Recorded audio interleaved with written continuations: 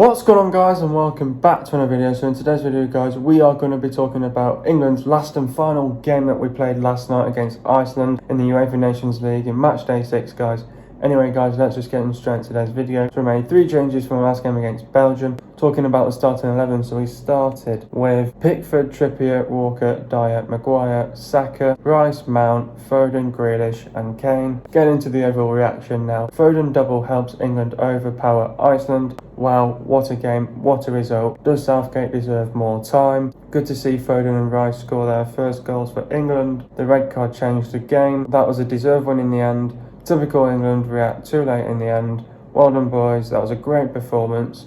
Nice to end the year on a high. Finally, the international break is now over. Win done, 3 points done, on clean sheet done. Anyway, guys, let's just get straight into today's video. What did I make of the performance? I thought the performance was, like I said then, it was a great performance by the players. England just reacted too late, and I think, once again, what it is for me, I think England have just not been consistent enough, and how we've started it, really. We went on a win, then we drew, then we lost, I think, and then we won. I think it just sums up our Nations League, really. At the end of the day, it was a great performance by the players. It was nice to end the year on a high with a win, obviously. England just reacted too little too late in the end. We just reacted too late in the end.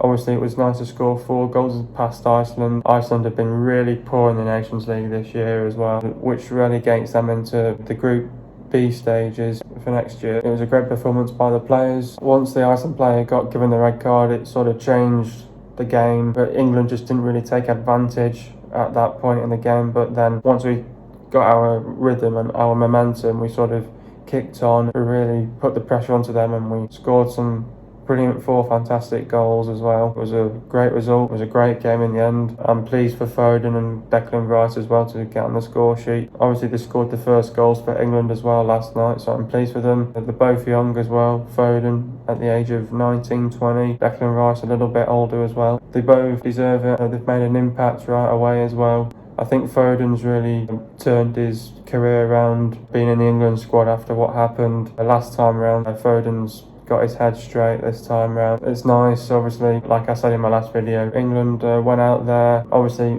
this was a non-event against Iceland as well, and England went out there and we were paying our respects to Ray Clements, who unfortunately passed away a couple of days ago. I send my condolences out to his family at this sad time. It's good for him as well. A massive win. Get the confidence back, get the winning mentality back. Let's just look forward to the future now at the end of the day. Great performance. You've got to take that in now, and we can take a lot of positives away from that and work on what we need to work on. Still not perfect yet, this England squad. We've not been really that consistent, and we've not won our games where we should have won our games, and I'll talk about that later into this video as well. I thought it was a great performance, and it was nice to end the year on a high.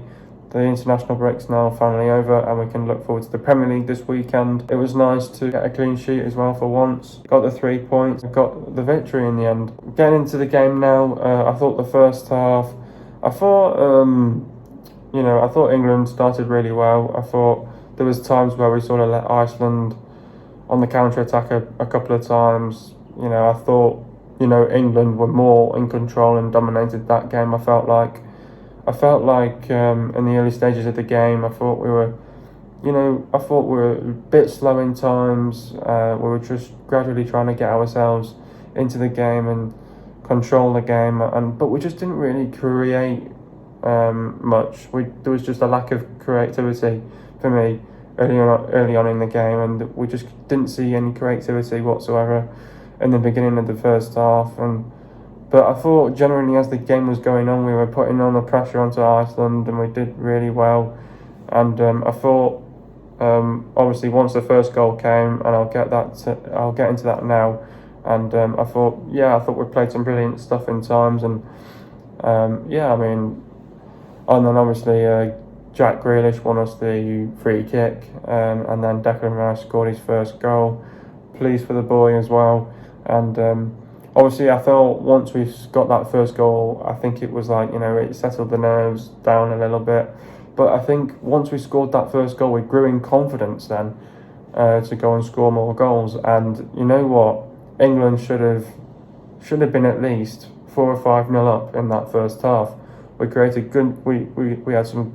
I thought Saka was brilliant last night, putting some great crosses in. But it was just unfortunate that once again, we didn't take our chances at crucial moments, but again, when that's something to work on. And I thought we could have been easily 4 or 5-0 up inside that first half. It could have been even worse in the second half, but yeah, I mean, I thought we did really well in that first half, considering that there was a lack of productivity in the first half. But as we grew in the game and we grew in confidence, we got our momentum, we found our rhythm in the end as well. And then once we scored the first goal, we had the confidence of scoring more goals. Should have been more goals as well. Should have been 4-5-0 up in the first half, and we could have made it 9-0 by the end of the day. But yeah, I mean, we were 2-0 up inside the first half, and obviously nice for Mason Mount as well to get on the score sheet. And we were just high. And once we sort of got that first goal, we were playing with high intensity, high tempo. We played with energy. We played with intent in our play as well, and we did really well. We put them under pressure, and we did really well in the first half. Then I thought in the second half we came out. I thought we look better. I think so. I think sort of going back a little bit to the first half, but I thought we were creating more chances in the second half. And obviously Iceland made a personnel change at half time. They brought on one keeper for another keeper, and they probably felt like maybe it could have been a tactical change, but we don't know at the end of the day. But it's most likely a tactical change, because their goalkeeper was there was 2 goals that he really should have saved. And I mean, at the end of the day, once you've conceded goals, you're not going to come back from it really. But I thought, Iceland in times, they did look like they could do something, but they just had a lack of ideas going forward. But I thought England did really well in terms of controlling the game, dominating the game. We passed the ball well. The movement was quick. We were bright and sharp on and off the ball. We pushed forwards. We pressurised. We put them under pressure. And then the more we put them under pressure, they were just making mistakes. And then obviously the player got sent off, and that really changed. Well, it didn't really change the game once he got sent off. I think England didn't realise that it was 11 versus 10. We just didn't really take advantage at that stage, and we just thought, it feels. And I felt like it was still like 11 players that were playing for Iceland once they went down to 10 men. But once we sort of switched on, and we looked bright, we looked sharp on the ball, playing with energy, high intensity, high tempo, we played with quick, incisive football. I thought that Saka was brilliant, putting some great crosses into the box once again, and I thought the substitutions made an impact coming off the bench as well. And second half, all round fantastic, and pleased for Foden to get on the score sheet as well. And that 4th goal, oh my God, was absolutely unreal, absolutely unbelievable. And good 3rd goal as well, good build-up play once again, and I thought our build-up play was brilliant as well.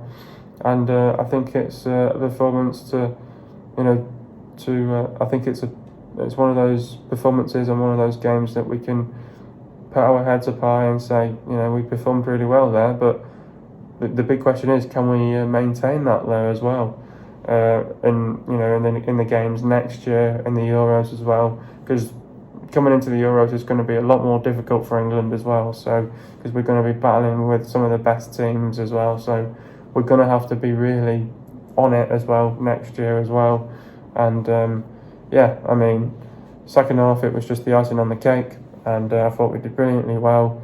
It was a great performance. It was nice to end the year. It was nice end to the year on a high as well.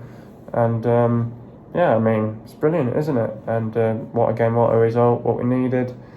And it's nice to see the youngsters like Rice and Foden get on the score sheet last night, and what a way to finish off the year on a high. But England haven't been that impressive this season in the Nations League. Why is that? What do England need to do to be more successful as a team? The reason why I think England haven't been impressive this season in the Nations League compared to last season was because I think England have just not been consistent enough. If you look at our games, from the start of this Nations League. I think it was 2 months ago. I'll get into that now. I'll look at England's form right now. We beat Iceland first. So we started the Nations League off with a win. It was not a convincing win. We just edged it. It was a dramatic ending with the penalties as well. We started it off with a win. Good win. But then it was a win. So it was on a high. We got a draw. Now this is what killed it for England. We dropped points to Denmark, and I feel like Denmark can be beaten, and we didn't beat Denmark for a reason, because in that second game England were just looking more forward to what was happening on the weekend on the Premier League, take into consideration that this is a part of the Nations League. This was not a friendly as well. I think we gave Denmark too much respect as well, and we just thought this is a friendly, we'll get away with this, but we didn't. It was a draw. Then we went back on a high and we beat Belgium, and the players just then capitulated. We lost to Denmark, we lost to Belgium, and then back up on a high again against Iceland. The reason why England have not been impressive in this Nations League this season compared to last season was because we've not been consistent enough. We've lost games in games that we shouldn't have lost in. What do England need to do to be more successful as a team? I think at the end of the day, I looked at that team when they got called up, and the midfield was really weak. It was not good. It was not a good midfield whatsoever. It was very weak. We had the likes of Ward-Prowse, Mount. I mean, they're good midfielders, but it was just, I felt like the midfield wasn't that strong. There's lots to work on in this team to be more successful. We have to be successful in the team to be more as a unit. We need to perform better for a full 90 minutes as well. There's games like Denmark that we should never be losing as well. That's where it sort of messed us up in the Nations League, because we lost. We dropped 5 points against Denmark.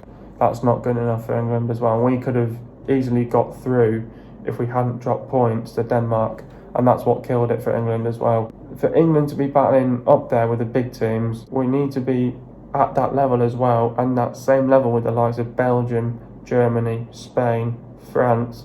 We've got to be up there with those big teams as well. We need to be more successful as a team, because we need a good England team. We need to be more strong in these certain areas. We can sort out right back situation, the centre backs, the left back, that's all been sorted. We know that we've got a very good strike force. Jadon Sancho, Marcus Rashford, Jack Grealish, Harry Kane, Clivert-Lewin. You've got all these fantastic players, Danny Ings. What do England need to do to be more successful as a team? We need to sort out that midfield for me, because there's games in this Nations League where we haven't created enough chances, and there's been a lack of creativity in this team as well. And sometimes we do get a little bit lazy as well. And sometimes these players think they're going to get away with it. And that's where the mentality side of things needs to be better as well in this England team. Does Southgate deserve more time? This is the thing. People give Southgate a lot of criticism because he should be sacked. And people are turning to Southgate because after one game, England have lost. They go, oh, Southgate out, Southgate out. Now this is the thing. If you go Southgate out, who's going to replace Southgate? Arsene Wenger? No. He's going to make England toxic. Eddie Howe? No. No chance. Who else are you thinking who's going to be England's manager?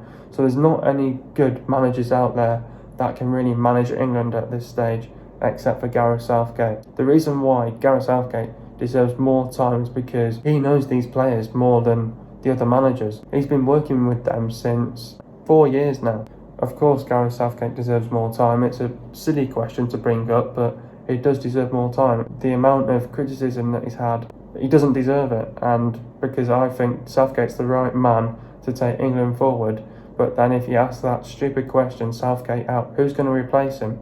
It's the stupidest question that comes up just after one game, really. But of course Southgate deserves more time, and he will get there, but I think he needs to sort out his formation as well. Personally, I don't like this 3-4-2-1. I don't think it's the right formation. He needs to sort out the formation, the system as well for me, the tactics, the game plans, and he needs to sort out this midfield as well, because sometimes the midfield isn't good enough as well. Who is my man of the match? Oh my god, there were some brilliant players out there, the likes of, I thought Foden had a good game, Grealish had another fantastic game. Grealish was England's man of the match in this game as well. I thought Foden was brilliant, scoring 2 goals as well. For me, I think I have to give it Phil Foden. Brilliant. 2 goals, 1 assist.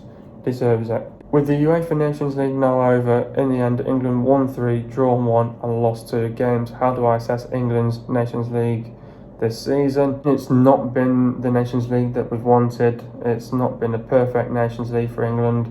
I think England have just not been consistent this time around. We've lost games and drawn games where we shouldn't have dropped points in. I feel like at the end of the day, where we've come, I think England deserve not to go through at the end of the day, and that gives Southgate some of the blame as well, due to the fact that with his stupid formations, stupid tactics, and we deserve not to go through really at the end of the day, because if we went through and you've got the likes of Spain through, France through, somebody else that went through, I think England wouldn't have had any chance of beating those teams because we just get carved open. So I think where we ended in the end, I think we ended second or third. I think second because of the goal difference. It's not been a perfect Nations League. We lost to Denmark 1-0 and Belgium 2-0. I think the Denmark game, the performance wasn't good enough for me, and the Belgium game was a must-win, and we just didn't take our chances at the crucial moments really. And then we drew to Denmark 0-0, and what killed it, and I said it just before as well, we lost the points against Denmark. We know we can beat Denmark. Lack of effort from the players as well against Denmark. We were not good enough in the 2 games against Denmark, because that's where we massively lost a lot of points in the table, because if we would have put those 2 games right against Denmark, we would have probably gone through, because think about it, we lost 5 points through that. If you look at the points that Belgium went through on as well, they went through on 15 points as well, so we would have been on the same points, but then it would have come down to goal difference. We only had 3 goal difference, so at the end of the day, we wouldn't have gone through due to goal difference at the end of the day. But there you go. It's not been a good Nations League, but this is why you have these type of games. You write formations, you write system, you write tactics, you write game plans. Take into consideration that this Nations League has not been good enough. Last year we did really well, but this year, shite, I think. England need to be better in the future, and we need to be better not only just in the future, but we need to be better next year especially. We're looking forward to next year, March now. That's how I assess England's Nations League this year, really. Or this season, should I say. Anyway, now getting to the goals. First goal, England win a free kick. Foden puts in a great cross into the box, and Rice heads it in for 1-0. Second goal, Mount passed the ball to Saka. Saka passed the ball back to Mount. Mount passed the ball to Maguire. Maguire passed the ball to Saka. Saka puts a cross into the box. Kane tries to head the ball. The Iceland player tries to clear it. Only goes as far as to Kane. Kane sets up Mount, and Mount scores for 2-0. Third goal, Rice passed the ball to Sancho. Sancho passed the ball back to Saka. Saka passed the ball back to Sancho. Sancho sets up Foden, and Foden scores for 3-0. Fourth goal, Iceland lose possession.